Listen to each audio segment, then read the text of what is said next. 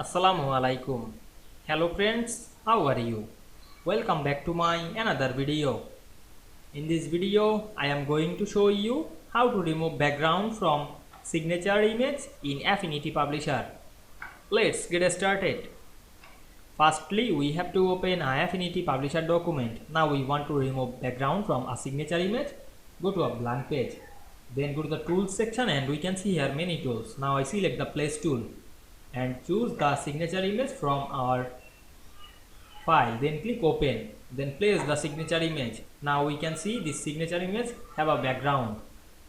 Now we want to remove the background. Go to any browser. Now I go to the Microsoft Edge browser, then write removebg.com,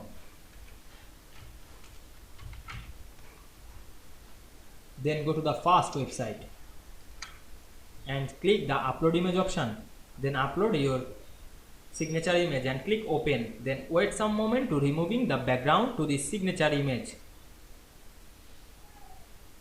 Now we can see this signature image background is automatically removed. Then we download this image.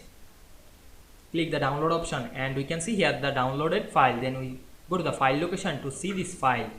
Then go back the Affinity Publisher document and select this image and delete it and make a shape colorable to see this image signature background.